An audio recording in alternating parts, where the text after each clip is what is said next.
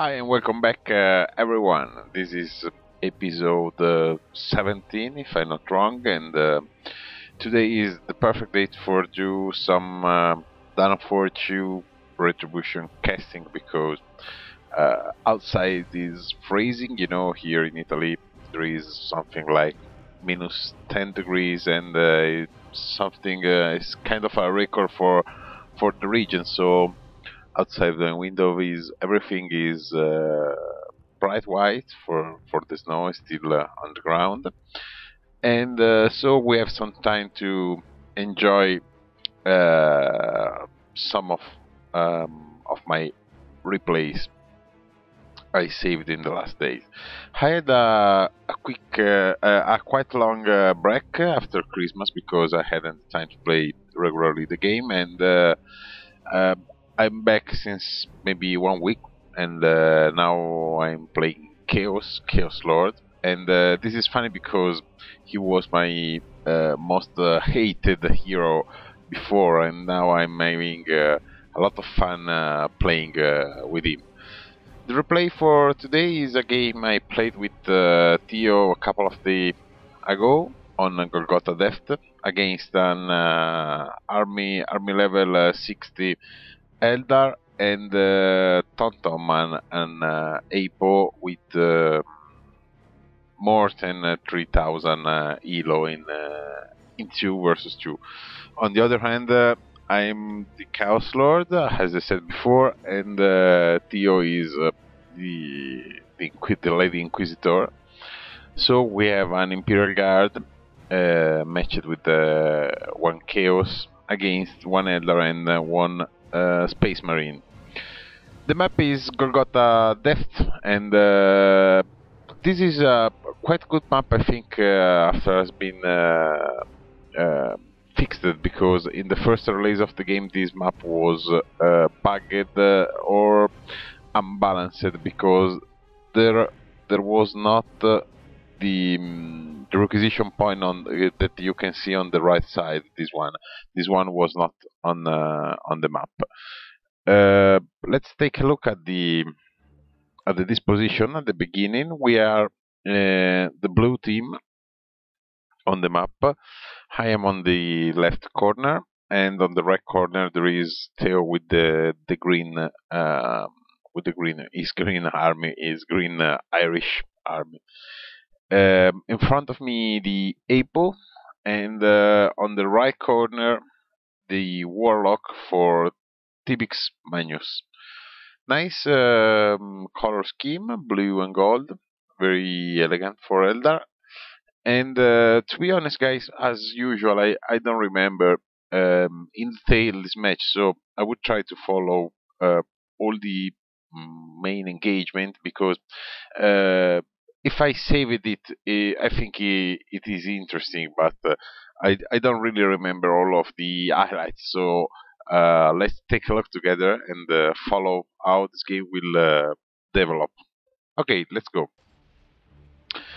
So let's see what would be the capping scheme for the two teams. This is quite mandatory. I think in this map is really the best move is to cap immediately this power, because this is the only one you can count on the whole match basically. Very fair play, good luck, and fun from everyone. And while the Apo, the human, the Space Marine, is capping the power on the center. What I was saying is that let me pause just for 1 minute. There are basically two power you can count on. This one because is on very near to the base on the north, and this one because is very near to the base in the opposite corner. This map is poor of power because there are these 2 points, and the 3 other power points are right in the middle of the battlefield. So they are 1, 2, and 3. They are very often contested, and surrounded by raging armies shooting each other. So you have to think twice before pay uh, for putting some generator on those nodes, because it's very likely that you can be bashed by your enemy. If you are forced to retreat, they will follow you and bash the generator. So think twice before throwing money out of the windows.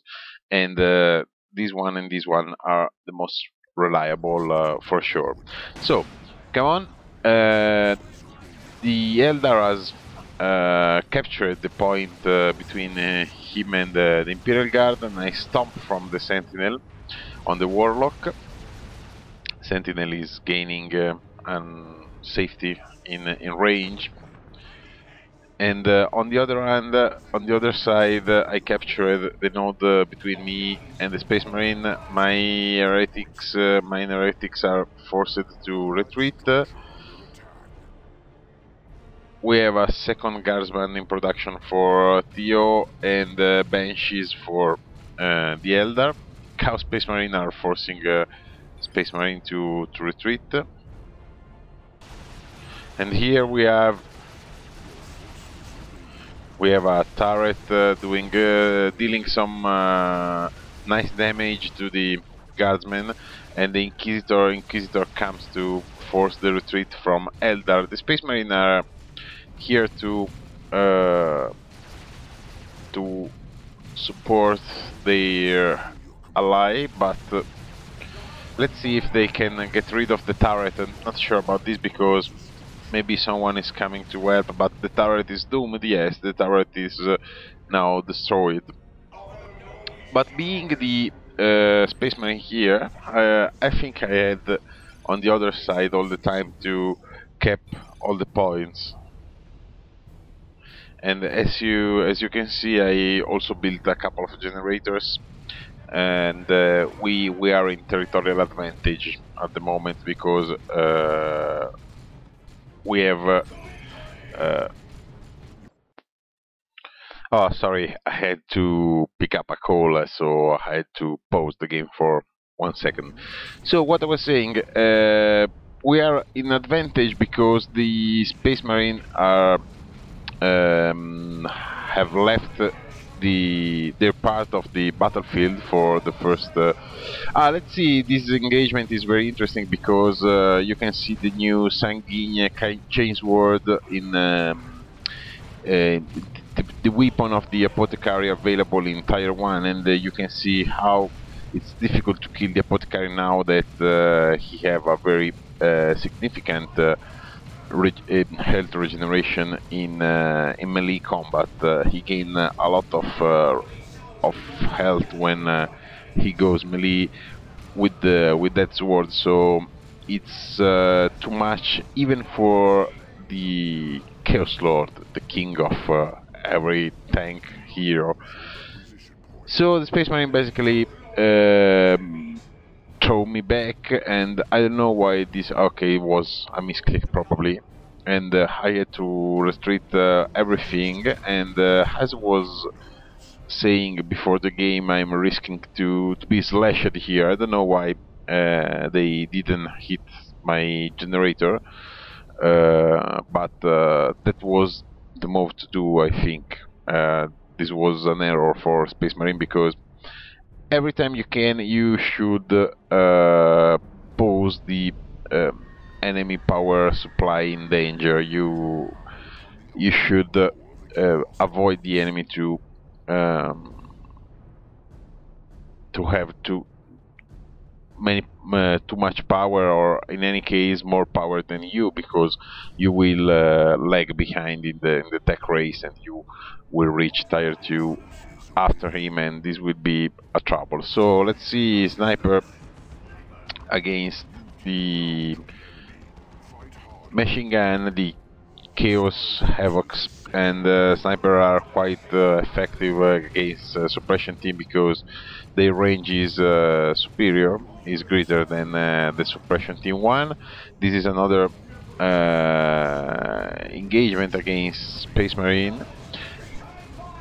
let's see what happened. I think this grenade is a good grenade. I think I should retreat even in this case. Yes, it's like that. So let's take a look on the other front, what's happening between Imperial Guard and Eldars. Lone Inquisitor has tried to attack the whole Eldar army. You know, the Inquisitor are kind of fanatic warrior, so maybe she tried to do it all alone, but she didn't succeed. Catachan's Devil trying to put some pressure in the middle. We are behind in terms of point because enemy has 2 victory points while we have just 1. But on the other hand, we should be a little bit ahead in terms of power. I am already at tier 2 and Theo is reaching tier 2 right now, and I'm producing a Blood Crusher, as you can see, while no one of our enemies has yet even begun to research tier 2. So we will see some nice raping in the next minutes, I think, because this tech leg, too tactical is a build order I don't like at all, because it's easily counterable with a suppression team, and it's quite expensive too, because you have to, because Space Marine is expensive, so are maybe, if I don't remember wrong, is 450 per tactical, so not so cheap. And let's see the Blood Crusher approaching the Space Marine. They are not even at tier 2, not even started to research tier 2. This is a very bad moment for Space Marine. On the other hand, we have the Eldar's nice napalm on the Eldar.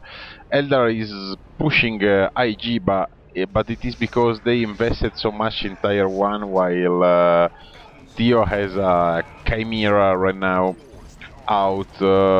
This Blood Crusher is breaking havoc in the Space Marine base, chasing everyone. As you can see, there is no damage, or almost no damage, done by the machine guns to the Blood Crusher that has, despite it is an animal, it seems an animal, it is considered a vehicle in terms of armor. So Blood Crusher is continuously harassing the Space Marine. These heretics took a bad hit, and we have let the galaxy burn against the Guardians. This has been a nice hit from the Chaos Lord, tactical upgraded, so there are a lot of damage going, and the Blood Crusher is still in the Space Marine base, hitting, leveraging the fact that we are on tier 2 and they are not. They reach tier 2 right now, and the Apothecary is doing some plasma dev, while Eldar is not yet building anything of tier 2. Blood Crusher is still attacking Space Marine and doing some damage, so we have this is a potential danger. This is a rocket procreated Space Marine, but I think he will die. No. Yes, good. And the Blood Crusher is attacking also the plasma. The Apothecary on the other end is forcing some retreat here, but Theo is steadily in the middle, keeping all of these points. That poor plasma is being chased by the Blood Crusher. So basically there is no AV at the moment. Bridle and Steam. This is not a good news for the Blood Crusher.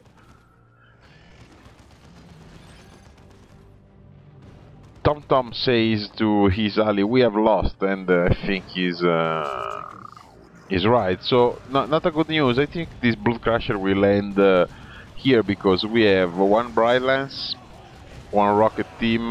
Maybe he can do that. He can survive to see another day. This is a good let the galaxy burn. Yes, again. This is very. I think this spell is very destructive against. One Manticora is coming to help me. A nice Manticora from my ally on the opposite army. Tom says I lost all. We have lost, and his ally says no. But I think Tom is right. It's very hard to recover from some nice action from the Imperial Guard here.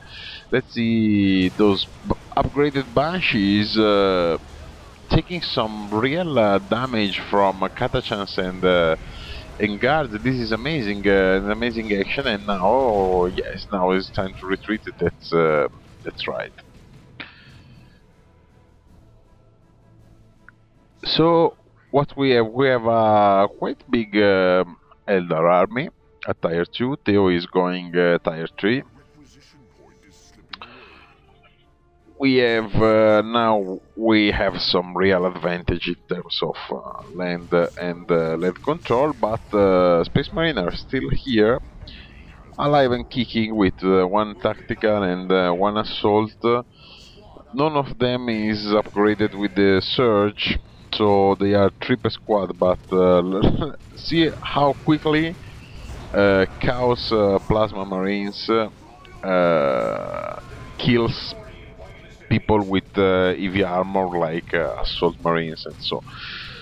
So the squad wipe for assault space marine. This is another bad hit for Tom that at the moment has only the hero and one tactical marines with rockets. My blood crusher has been repaired by the heretics, and the Apo Tom is specializing in AV and AV warfare with the plasma and the rockets, and so I am hearing some nice battle noise from the other side of the field. We have the Inquisitor is capping another point, while the bunch of the army of Theo is in the base, recovering a little bit after after one retreat. I'm on the generator. I said that it has to be considered safe in the beginning of the match. Nice napper from Theo. And I'm trying. No, this is a very bad hit for me, and I'm paying with this my boldness, my proudness, and to go to slash a gem farm very near to the base of my opponent. Grenades heretics are doing their job, and we see Eldar is going on tier 3, I'm going on tier 3 too. Theo is already on tier 3 and is cranking out Lemon Russ tank.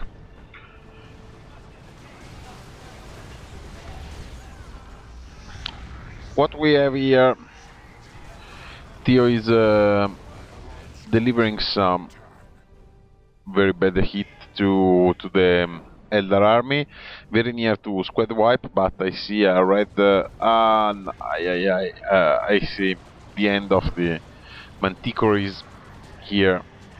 No way, Manticore is gone.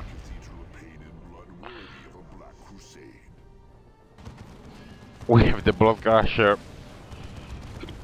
again in the base of the Apo.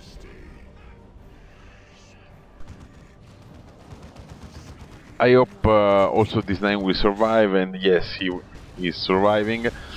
The whole army of Theo is putting some real pressure here because he's just in front of the base of his opponent, so is openly superior in terms of control of the field, but the Eldar is capping all the victory point. When is I would say is ninja capping, because those are some lone units going through the map and capping everything. Some nice engagement here, but also here we see how many plasmas, how many napalm Theo used, some EV fire on the Warlock. Warlock against Guardsman. Guardsman has to retreat, but the Lemon Ras with the Punisher upgrade is here, and this will for sure put some real pressure on the opposite army. The Apo is going to defend one of the their victory points, and while I'm producing a Grit Unclean one, the Chaos super unit, and this will hurt for sure. Let's see, Inquisitor versus Apo.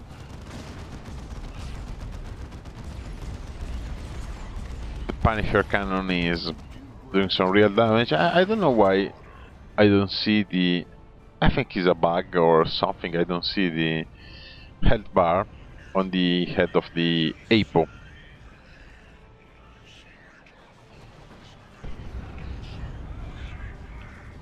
All the Eldar army is approaching. This will be a nice engagement. The Punisher cannon will deliver death and destruction in the middle of all those people. See how many dead, how many casualties this tank is doing to the poor Eldars. And the Great Unclean one is it's here.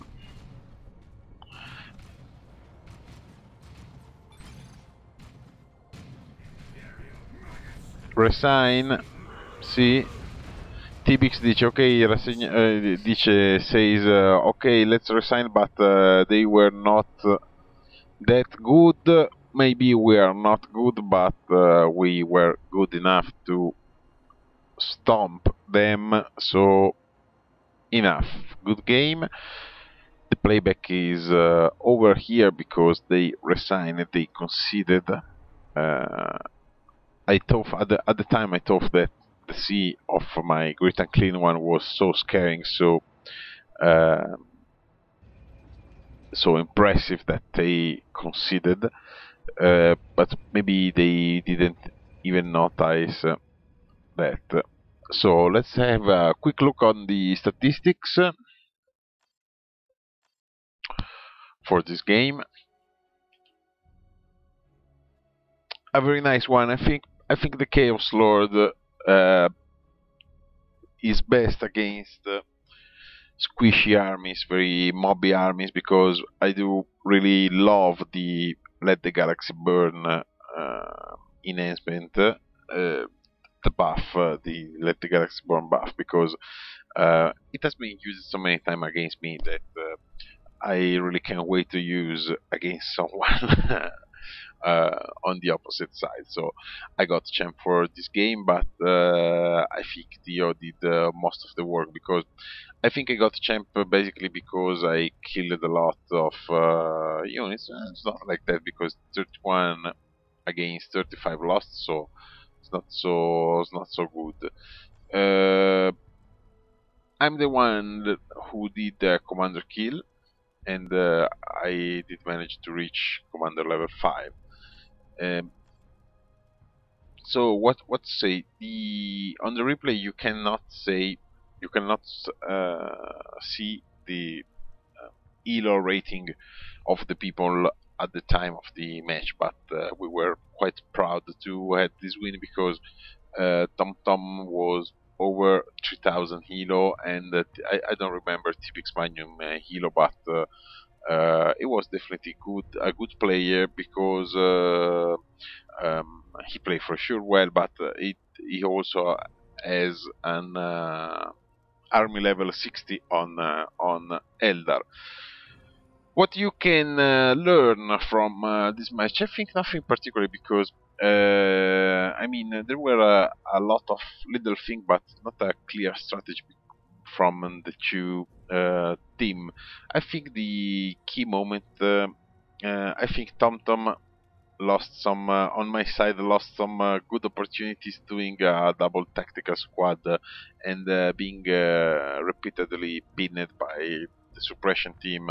Because if you play against a noob, it's no problem, but if you play against an average to experienced player, he will pin you with a dev gun with a suppression team if you span tactical. This is a this is a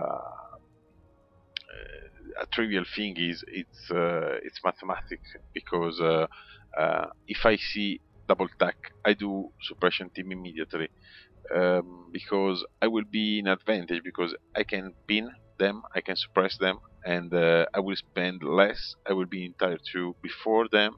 I can defend my gens. This is a must.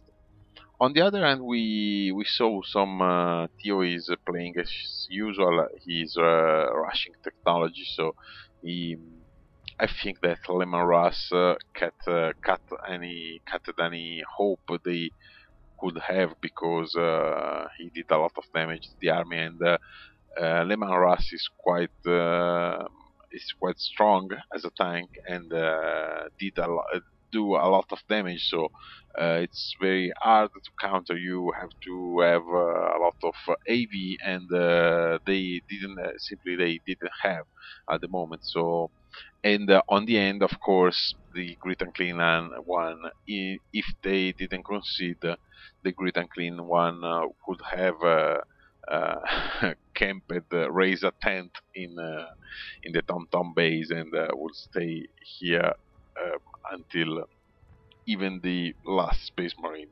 would be dead. So I hope you enjoyed this replay, and I will today I will cast also an Judged Alliance back connection video review, but I think I will do it in Italian, because I do really enjoy to comment things in English, but on one side I recognize that my English is not so good, so it's not so pleasant to listen, and I hope at least it's understandable. And on the other hand, it's difficult for me to talk in English, and since Judged Alliance 2 is one of the most anticipated and waited for games, I would like to have the freedom to talk in Italian, to describe all the detail of the game. So I hope to see you soon, both on the channel and on the battlefield. So keep playing, keep practicing. You will get better, as I'm continuously saying to all the new buys that are coming to Dawn of War 2 Retribution, with the sales and the price reduction. In those days are very plenty of noobs the games. So don't get discouraged. Keep practicing. You will be pwned for the first time. This is the bitter. This is unavoidable. But if you keep practicing, you will enjoy this game very much. Goodbye. See you soon.